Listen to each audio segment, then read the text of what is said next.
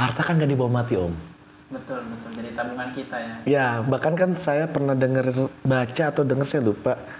Kalau harta kita banyak, lebih baik kita titipkan sama anak yatim.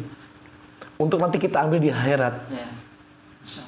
Itu yang saya pengen coba membangun. Karena emang saya merasakan pada saat kita sedekah, ada kebahagiaan dan ada balasan dari Allah yang lebih dari itu. Itu Om merasakannya begitu? Iya, rezeki itu nggak putus. Itu saya sampai bingung. Saya pernah ngerasain sampai, aduh duit gue tinggal segini, nggak punya duit. Tahu ada teman yang, nih ya transferan. Sampai kaget, oh iya. Itu yang ya saya bilang. Itu nggak sekali dua kali begitu ya? Iya. Masya Allah. Itu yang apa ya dibilang, rezeki nggak bakal putus kalau kita kasih ke anak yatim, ya itulah. وَلْتَكُنْ مِنْكُمْ أُمَّةٌ يَدْعُونَ إِلَى الْخَيْرِ وَيَأْمُرُونَ بِالْمَعْرُوفِ وَيَنْهَوْنَ عَنِ الْمُنْكَرِ وَأُولَئِكَ هُمُ الْمُفْلِحُونَ.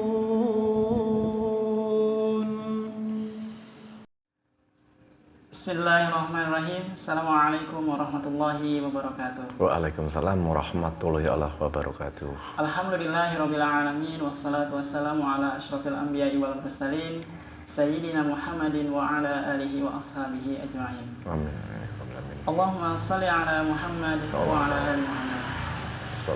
Bapak Ibu dan teman-teman yang insya Allah muliakan, alhamdulillah dengan izin Allah kita dipertemukan kembali. Dan alhamdulillah pada kesempatan kali ini saya dengan izin Allah dipertemukan dengan seorang mu'alaf. Masya Allah, beliau sangat ramah sekali. Kabarnya beliau keturunan Chinese dan dengan izin Allah, Allah berikan hidayah kepadanya. Sungguh saya pribadi merasa iri dengan kehidupannya ya. Masya Allah, betapa seorang mu'alaf itu ada tantangan-tantangan yang kalau kita dengarkan kisahnya menjadi inspirasi buat kita. Dan tentu kata Allah Subhanahu wa taala, setiap orang diuji sesuai dengan kemampuannya. Nah, inilah yang menarik. Dan subhanallah, hari ini di depan kita sudah hadir sahabat saya, seorang mu'alaf, namanya Om Freddy. Namanya Om Perdi. Freddy. Namanya Om Freddy. Yeah. Maaf ya Om. Santai aja. Dan tinggalnya di mana Om? Saya daerah Cikarang sekarang. Insya Allah. Udah lama tinggal di sini? Cikarang dari 2001 pada saat saya mulai kerja. Jadi saya lulus SMA 2000, nganggur setahun karena kakek bilang nggak boleh kerja di satu lubang. Jadi saya mencari, akhirnya selama tahun itu saya belum dapet. Pas 2001 saya masukkan lamaran, alhamdulillah keterima di sini sampai sekarang. Jadi sudah hampir 20 tahun lebih saya bekerja di satu perusahaan. Masya Allah. Oh, aslinya dari sini atau? Oh, saya asli Tangerang.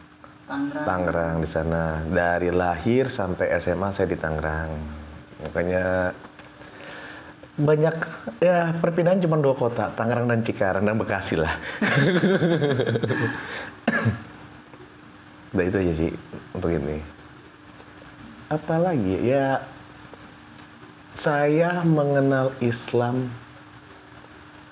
pada saat saya baru masuk SMP Negeri 1 Tangerang.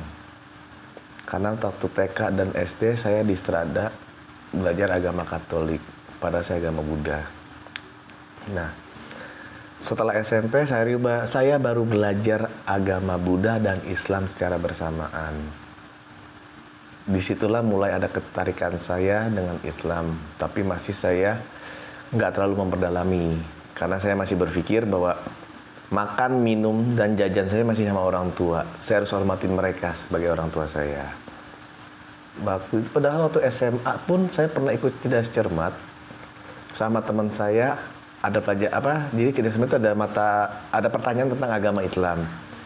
Saya disuruh belajar sholat sama mereka. Ya saya ikutin. Tapi saya nggak bacaannya, saya cuma dibilang, ini Fred ini hitung sampai 8, nah gini, oh yaudah oke. Saya sholat beneran gitu, tapi masih biasa aja, kita untuk cermat aja lah saya bilang.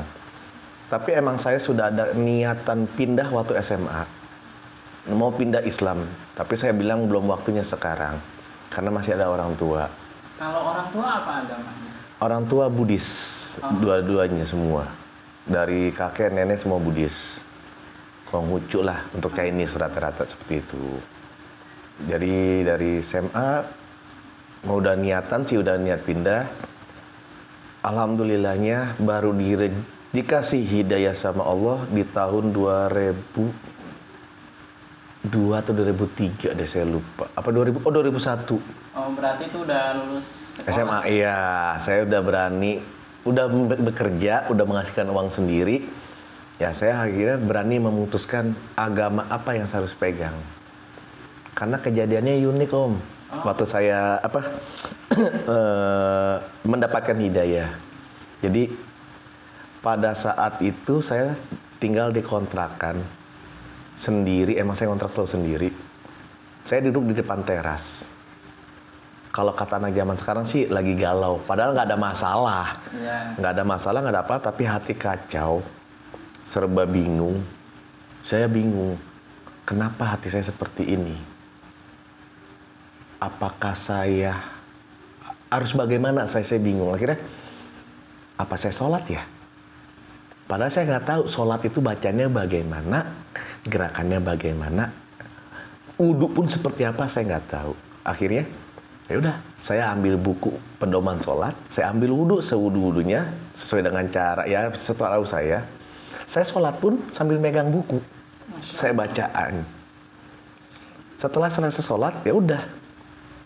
Ternyata pas saya duduk lagi di tempat itu yang membuat saya berpikir, apa ini jalan hidup saya?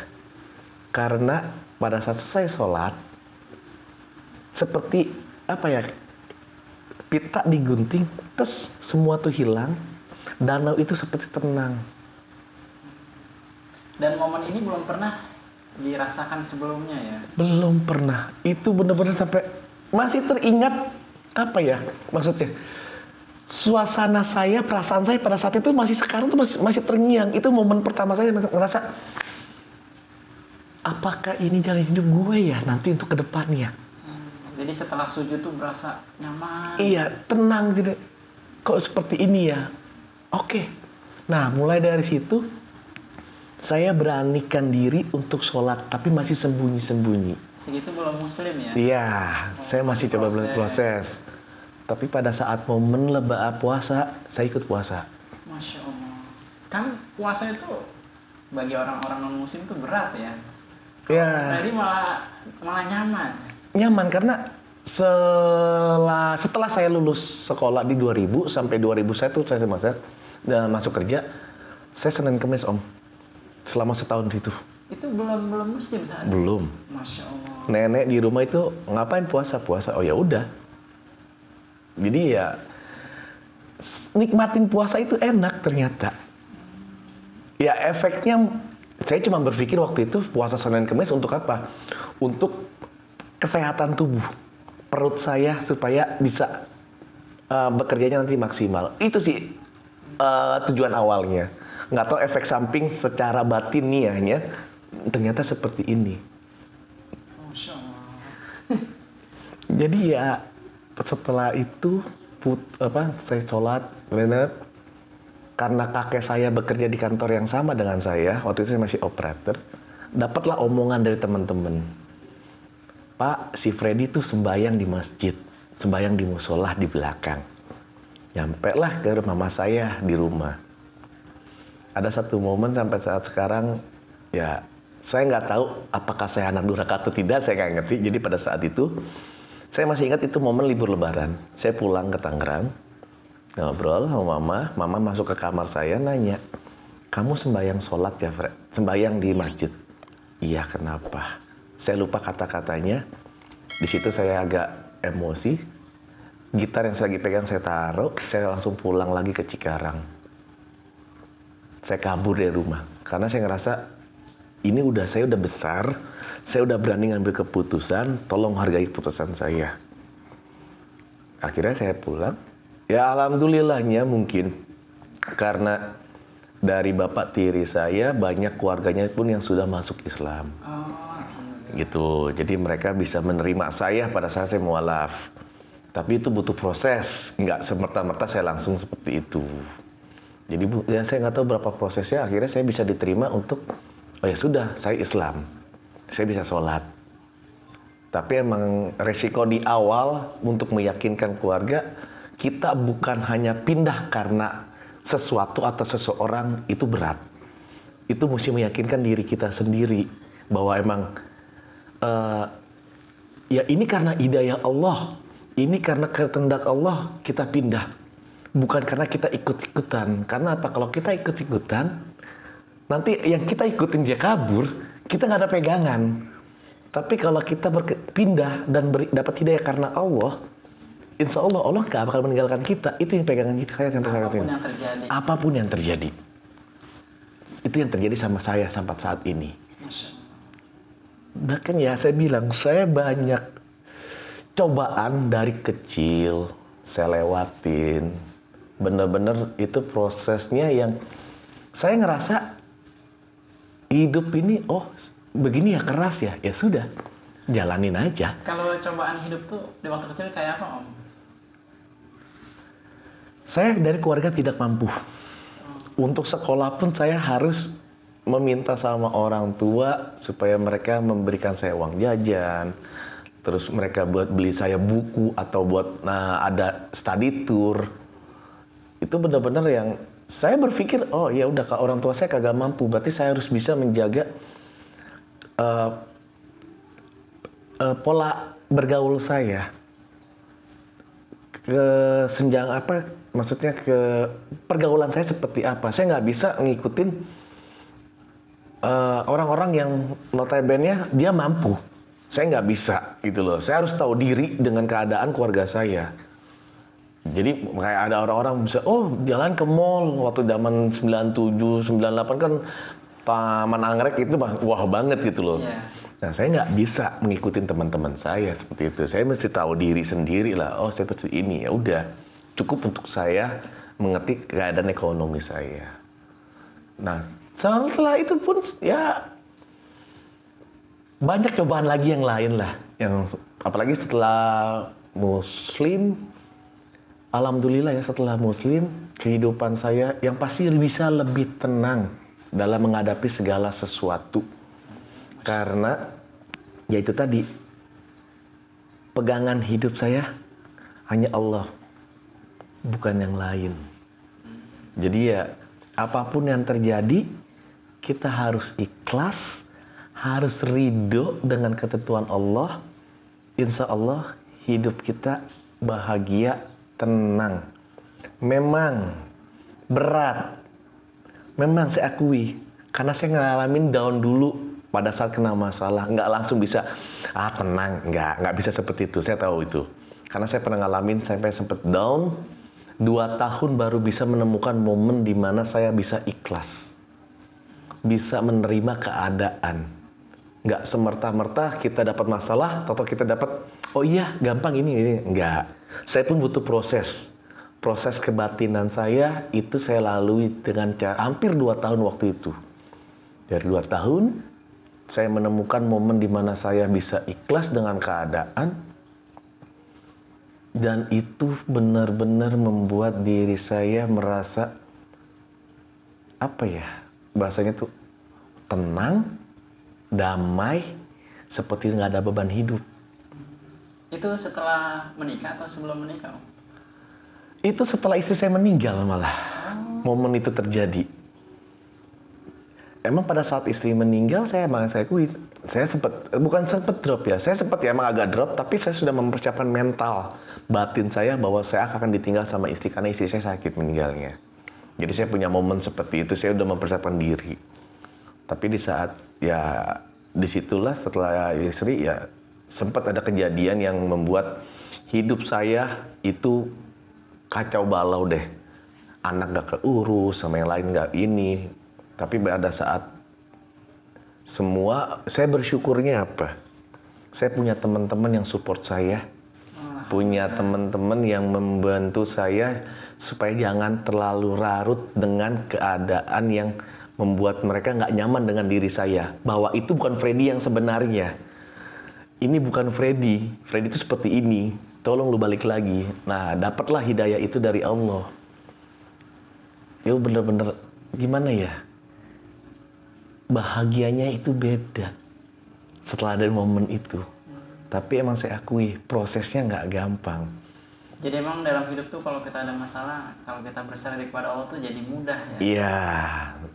Emang awalnya kita butuh jawaban cepat untuk permasalahan kita. Tapi kan semuanya ada proses. Pasti ada proses. Proses itu yang harus kita nikmatin. Bukan kita lawan, tapi kita nikmatin prosesnya. Seperti apa sih Allah membentuk diri kita dengan ujian-ujiannya. Hingga akhirnya kita jadi dewasa. Lebih dewasa lagi, kita lebih memahamin lagi maunya Allah seperti apa. Oh seperti ini. Om Freddy, kan katanya Om keturunan Chinese nih. Yap. Marganya apa sih? Saya marga Lim. Jadi gini, marga Lim itu sebenarnya dari kakek. Turun ke mama saya. Nah, pada saat itu di Cina itu ada istilah namanya ciong. Ciong itu bisa lagi nih, mama sembuh saya sakit, atau saya sakit mama sembuh. Nah, kakek dan mama saya itu nanya sama orang pintar waktu itu, mereka bilang, ini anak harus dikasih ke orang karena nggak bisa hidup sama mamanya. Itu kepercayaan Cina begitu? Iya, akhirnya si kakek ngomong, ya sudah, saya angkat anak karena saya nggak punya anak cowok. Nggak apa-apa, asal jangan sama mamanya. Iya. Usia berapa tuh Om tinggal sama kakek jadi? Berarti setelah mama nikah lagi, saya umur 5 tahunan lah, 5 tahun 6 tahun. Semenjak SD saya ikut mama kakek sampai SMA. Jadi saya nggak merasakan kasih sayang seorang ayah sampai saat ini Om. Ayahnya meninggal maksudnya? Ayahnya pergi. Meninggalkan saya dan mama saya, nggak tahu kemana. Pada saat umur 2 tahun. Itu yang, ya saya bilang ujian saya dari kecil lah itu. Dari kecil udah ditinggal. Saya nggak merasakan kasih sayang seorang tua tulen. Seorang ayah seperti apa. Beda kasih sayang kakek sama anak cucu atau ke anaknya. Itu saya nggak dapat sampai saat ini. Jadi bersyukur ya kita nih kalau ada orang tua. Masih ada orang tua. Ada yang perhatian. Sayangnya mereka selagi mereka masih ada. Berarti ini jadi pembelajaran juga nih buat Om Freddy ya. Punya waktu PR-PR yang belum selesai. Benar. Jangan sampai anak kita begitu ya. Iya, jadi waktu pas saya sadar dengan keadaan orang tua saya waktu itu, saya bisa memberikan semacam keteguhan atau janji kepada diri sendiri. Jangan sampai anak saya menjadi seperti saya, tidak merasakan kasih sayang seorang ayah. Itu yang saya pegang teguh. Sampai akhirnya setelah istri meninggal ya, peran saya menambah sebagai ibu, sebagai temannya. Tapi saya pribadi kagum nih sama Om Freddy. Maksudnya tidak dapat sosok ayah, terus ibu juga dengan keluarga yang lain. Tapi alhamdulillah gitu, maksudnya jadi orang yang, mohon maaf ya, nggak jadi anak yang tongkrongan gitu. Itu Masya Allah. Ya, kalau saya bilang ya itu balik lagi, karena jalan Allah. Jalan Allah ya. Kalau saya bilang, kalau saya mau jadi anak berandalan, atau mau jadi, ya istilahnya begundal-begundal, mungkin saya bisa aja. Iya, dan nggak narkoba gitu kan, itu kan luar biasa gitu. Kasih sayang Allah gitu. Kasih sayang Allah, itu yang membuat saya sampai saat ini, detik ini selalu bersyukur. Dan itu yang membuat saya menginterpretasikan rasa bersyukur saya itu kepada Allah dengan cara sholat, puasa, dan sedekah. Masya Allah. Itu yang saya lakukan. Kalau puasa sama sholat kayaknya bisa ya. Iya. Kalau sedekah di hari-hari begini itu kan sesuatu yang wah gitu. Ya, harta kan gak dibawa mati Om. Betul. Jadi tabungan kita ya. Ya, bahkan kan saya pernah baca atau dengar saya lupa. kalau harta kita banyak, lebih baik kita titipkan sama anak yatim untuk nanti kita ambil di akhirat. Ya. Itu yang saya pengen coba membangun, karena emang saya merasakan pada saat kita sedekah ada kebahagiaan dan ada balasan dari Allah yang lebih dari itu. Itu Om merasakannya begitu? Iya, rezeki itu nggak putus. Itu saya sampai bingung. Saya pernah ngerasain sampai, aduh duit gue tinggal segini, nggak punya duit. Tahu ada teman yang, nih ya transferan. Sampai kaget, oh iya. Itu yang ya saya bilang. Itu nggak sekali dua kali begitu ya? Iya. Masya Allah. Itu yang apa ya dibilang rezeki nggak bakal putus kalau kita kasih ke anak yatim, ya itulah. Itu yang saya rasakan. Berarti memang barang siapa yang menolong orang lain akan Allah mudahkan urusannya. Iya benar. Apalagi ini anak yatim ya. Yang benar-benar notabene anak sayangan Allah. Itu yang apa ya? Yang saya pengen teman-teman juga. Ya saya tahu sedekah itu agak berat. Tapi ya saya pernah merasakan di posisi itu. Di posisi di saat gue kalau sedekah gue nggak bisa ngapain yang ini, gue nggak bisa kayak gini. Tapi ya tolong singkirkanlah pelan-pelan. Kita sedekah semampu kita dulu. Jadi misalkan yang saya lakukan saat ini ya, maaf saya bukannya ria atau saya mau sombong atau kayak gimana. Yang saya lakukan saat ini adalah setiap saya berangkat kerja setiap hari Jumat, kalau ada di pinggir jalan pembangunan masjid, saya akan kasih. Oh, Masya Allah. Itu kalau ada katakanlah ada 200 jamaah Jumat tuh pahalanya buat yang nyumbang ya. Amin. Itu yang saya coba lakukan, saya lakukan rutin. Makanya terkadang pada saat berangkat kerja yang saya tahu tiap hari pos-posnya gitu, dia nggak ada, saya sedih. Ya kok nggak ada sih? Jadi karena sudah habit seperti itu. Iya gitu loh. Jadi saya lakukan tiap hari Jumat. Itu yang saya coba lakukan untuk membiasakan diri saya. Ini inspirasi nih buat netizen di rumah. Insya Allah semoga ya, pasti ya. Saya bilang lagi, nanti apa yang saya ceritakan di sini disesuaikan lagi lah dengan teman-teman, dengan kehidupan teman-teman. Jangan saya seperti ini coba teman-teman terapkan, ternyata oh nanti nggak bisa gini ya, nggak bisa. Karena apa? Karena setiap orang mempunyai proses hidup yang masing-masing. Nggak bisa kita copy paste. Pasti nanti ada modifikasinya. Nah itu yang nanti yang teman-teman harus bisa. Oh si Freddy seperti ini. Kalau diterapin sama diri teman-teman, kok begini ya? Oh ada yang salah. Mungkin harus seperti ini ya. Itu saya cuma hanya pengen ini perjalanan hidup saya. Ini adalah kisah kebatinan saya dengan Gusti Allah yang seperti ini. Mungkin hanya sebagai pencerahan. Tapi misalkan kalau teman-teman pengen yakinin.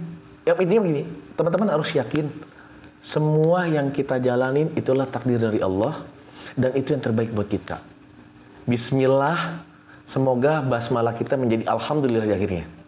Itu yang saya dalamin. Dan setiap keputusan pasti ada resikonya ya Om? Pasti. Dan kita harus berani bertanggung jawab dengan keputusan yang kita buat. Dan ada solusinya. Pasti ada solusinya. Pasti solusinya. Ya, pasti ada solusinya. Om Freddy, selama memeluk Islam, apa kendala yang dihadapi? Alhamdulillah ya, saya nggak terlalu banyak kendala. Cuman di awal-awal tadi saya bilang sama keluarga, sama mama, sama kakek. Karena saya anak pertama keturunan Cina yang notabene sebagai penerus marga keluarga. Kalau mama masih ada? Semuanya sudah meninggal. Terus di antara keluarga yang muslim siapa aja? Yang ada jadi mu'alaf itu? Kalau dari keluarga Bapak Tiri, itu paman-paman. Ada yang di Bogor, terus sepupuh juga ada, mereka mu'alaf. Hubungannya baik sampai hari ini? Ya, hubungan baik ya, karena saya jarang pulang ke Tangerang. Jadi nggak tahu, karena waktu itu pun belum ada handphone. Jadi saya nggak terlalu, tapi emang setiap saya pulang ke Tangerang atau saya main ke sana, ke tempat keluarga dari Bapak Tiri, ya mereka welcome sama saya. Nggak ada yang harus kayak gini, nggak. Karena alhamdulillah saya hidup di keluarga, walaupun Chinese, toleransi sama agama yang lain nggak terlalu menjadi perbedaan. Oh, alhamdulillah. Ini anugerah karena saya sering melihat mendengar ya. Orang-orang yang jadi mu'alaf tuh sampai namanya itu pas dia mau cetak KTP, oh, Bapak mau cetak, ini KTP apa di kakaknya itu dia meninggal. Itu sampai Masya Allah sedih. Ya itulah mungkin cobaan buat teman-teman untuk memeluk agama Allah. Ya beda cobaan. Beda coba-coba, tapi ya balik lagi teman-teman harus yakin. Saya bilang tadi, teman-teman kalau mau pindah karena Allah, jangan karena sesuatu atau karena seseorang. Jadi nggak kecewa ya? Iya, jadi nggak bakalan kecewa. Jadi misalkan emang ada cobaan seperti itu ya, ikhtiar dan selalu berdoalah sama Gusti Allah. Insya Allah nanti dikasih jalan ya. Karena bersama kesulitan ada kemudahan. Pasti. Di balik kesulitan pasti ada hikmahnya nanti. Itu sih Om. Om Freddy, ini kan udah sekitar 22 tahun ya jadi mu'alaf. Ya. Ada nggak cita-cita ingin umroh? Semua muslim pasti ingin Om. Saya akuin. Apalagi saya cuma nama anak saya aja nih. Saya juga pengen lah. Karena mertua di sini mereka sudah haji semua. Oh, Masya Allah. Jadi ya sepupu istri pun udah yang haji. Walaupun dia di bawah saya jauh. Karena mereka ya mungkin mereka sudah dipanggil sama Allah. Walaupun misalkan gini, saya menganggap untuk haji gini loh Om. Saya punya uang bisa untuk haji. Tapi kalau Allah belum memanggil kita, it's impossible, itu mustahil. Tapi kalau kita nggak punya uang, tapi kalau Allah udah memanggil kita untuk datang ke tanah suci dengan cara apapun pasti kita akan datang. Itu sih saya bilang. Saya pengen, tapi ya mungkin Allah belum memanggil saya untuk ke sana. Tapi saya berharap selama saya hidup saya pengen ke sana. Alhamdulillah. Sekali seumur hidup lah, insya-Allah lah gitu lah. Saya bilang kalau kita sudah tulus, sudah ikhlas karena ridha Allah, insya Allah semua mudah. Mudahnya. Karena ya itu yang saya jalanin sekarang. Saya hidup saat ini hanya mencari ridha Allah. Dato. Bukannya saya berlagak sombong atau gimana, enggak. Saya tetap bekerja. Saya tetap ini. Di pekerjaan pasti ada permasalahan. Tapi kalau kita udah lillahi ta'ala, insya Allah semuanya pasti bisa diselesaikan dengan mudah. Bukan mudah sih ya. Pasti bisa diselesaikan dengan cara yang mungkin kita nggak tahu. Bakal akan lama atau cepat. Tapi itu akan selesai dengan caranya Allah. Dan itu dengan cara yang tidak terduga. Itu yang saya sering alami. Banyak kejadian dalam hidup yang membuat saya melihat suatu permasalahan itu dari sisi yang berbeda. Jadi nggak hanya saya melihat satu masalah itu dari sisi saya misalkan sama Om, saya ngeliat masalah, tapi nggak. Coba saya punya masalah, saya melihat masalah bukan dari sisi saya saja, tapi dari sisi Om, dari sisi orang lain untuk melihat satu masalah itu seperti apa. Karena banyak jadi bisa melihat satu masalah dari berbagai penjuru. Kalau bahasa dari atasan saya itu helicopter view. Kita melihatnya dari atas, bukan dari bawah, dari samping. Jadi kita bisa melihat lebih luas lagi. Itu kita bisa memutuskan dengan jelas dan tenang. Itu permasalahan. Itu ya saya balik lagi, saya bilang, saya bersyukur sama Gusti Allah dikelilingi orang-orang yang membentuk karakter saya seperti ini seperti ini.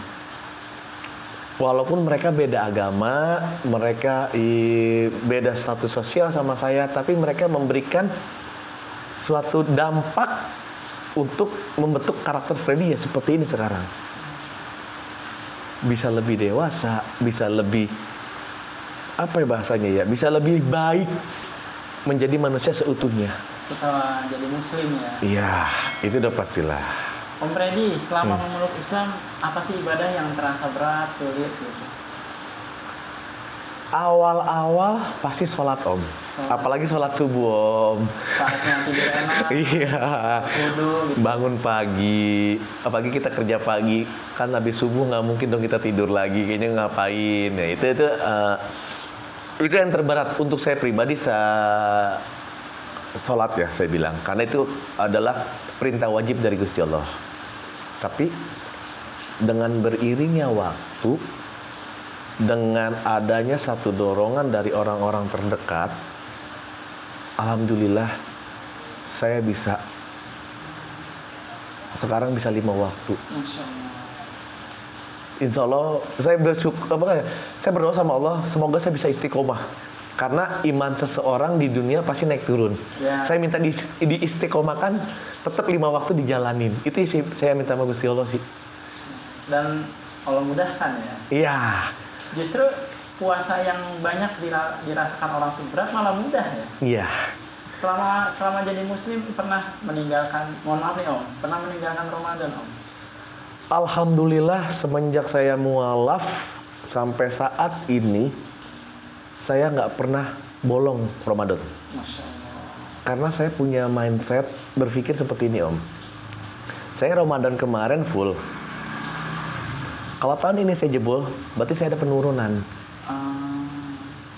Bagaimanapun caranya, saya harus bisa full lagi. Jadi saya berflashback dengan diri saya tahun yang lalu. Bukan karena orang-orang.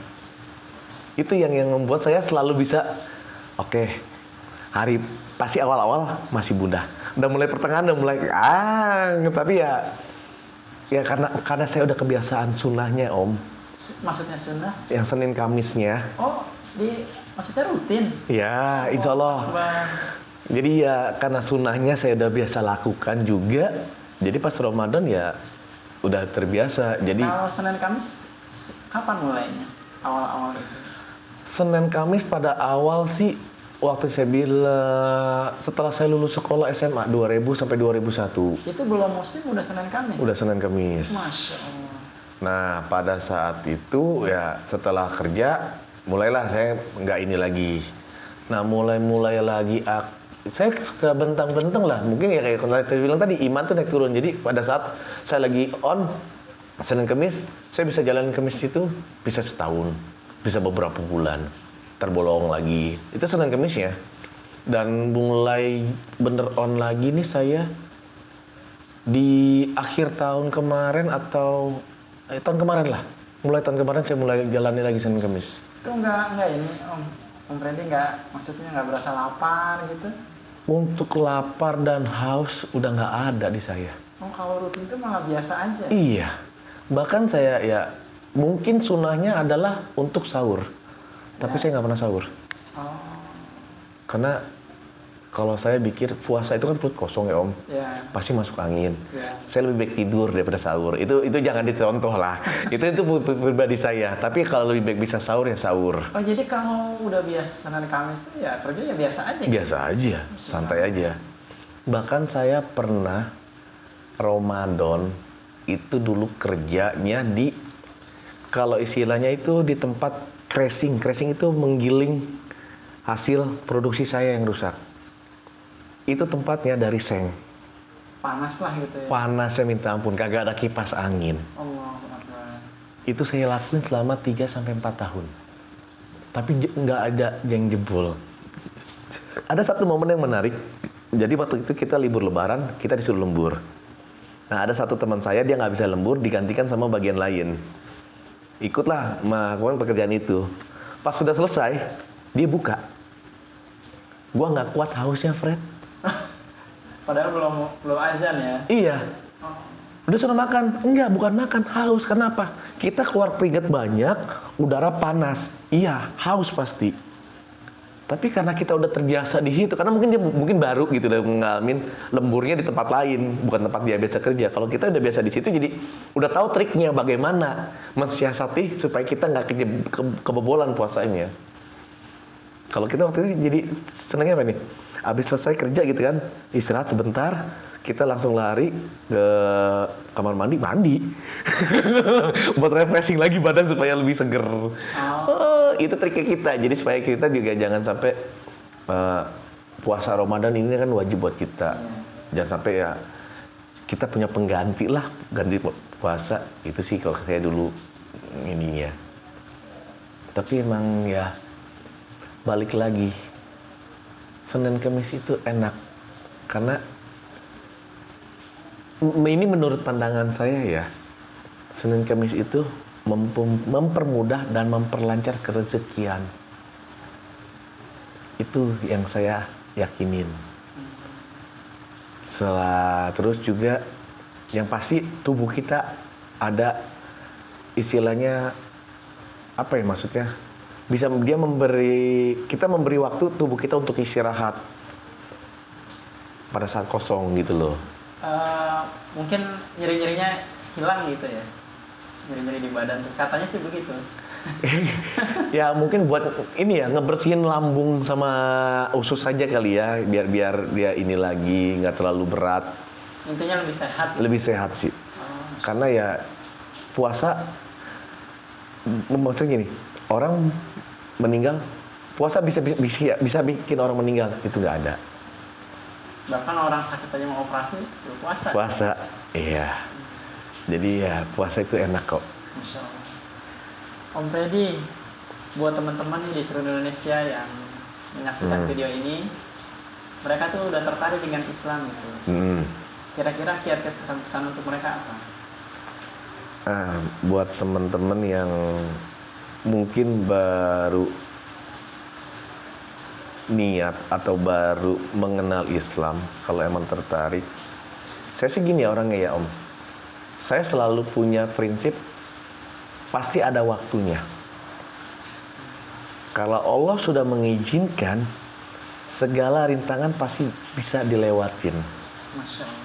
Jadi buat teman-teman yang punya halangan, punya semacam keraguan, ya tunggu hidayah Allah.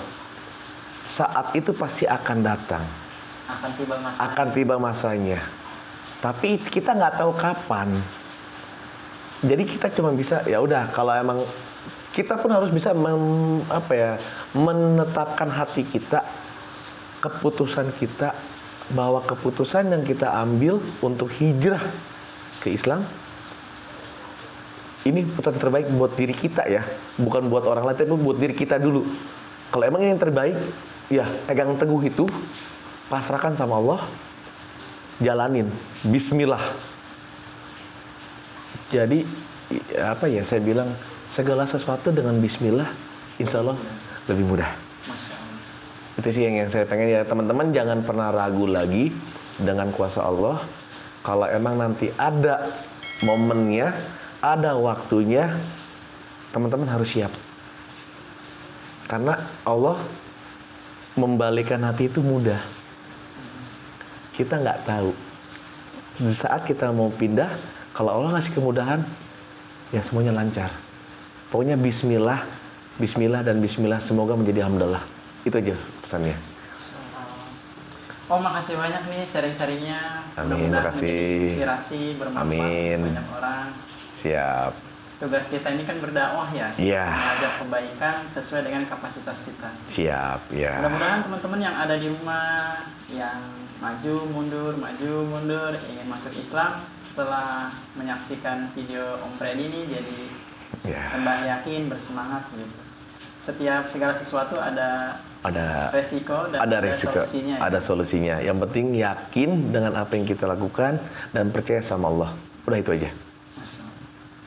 Baik, Bapak Ibu, teman-teman yang ada di rumah, alhamdulillah sesi kita telah berakhir. Mudah-mudahan video ini menjadi inspirasi buat kita semua. Amin, amin, rabbal alamin. Dan insya Allah ini menjadi catatan kebaikan. Kita berharap Allah memberikan pahala yang besar buat kita. Dan bagi teman-teman di rumah, jangan lupa untuk menyebarkan video ini. Insya Allah kalau video ini ditonton, kemudian orang bersahadat begitu, insya Allah menjadi pahala juga buat kita bersama. Amin, amin ya Allah. Terima kasih telah menyaksikan videonya hingga akhir. Mudah-mudahan Allah Subhanahu Wa Taala senantiasa memberikan kita hidayah dan petunjuk. Amin. Dan Allah jadikan kita golongan orang-orang yang beruntung. Amin, amin ya rabbal alamin. Terima kasih juga. Yang terakhir, kita bersama-sama kita doakan bila ada keluarga, sahabat kita yang hari ini masih sakit, mudah-mudahan Allah berikan kesehatan. Amin ya Allah. Dan Allah mudahkan urusan kita bersama. Amin ya Allah. Demikian yang dapat kami sampaikan. Jazakallah khair. Terima kasih. Assalamualaikum warahmatullahi wabarakatuh. Waalaikumsalam warahmatullahi wabarakatuh.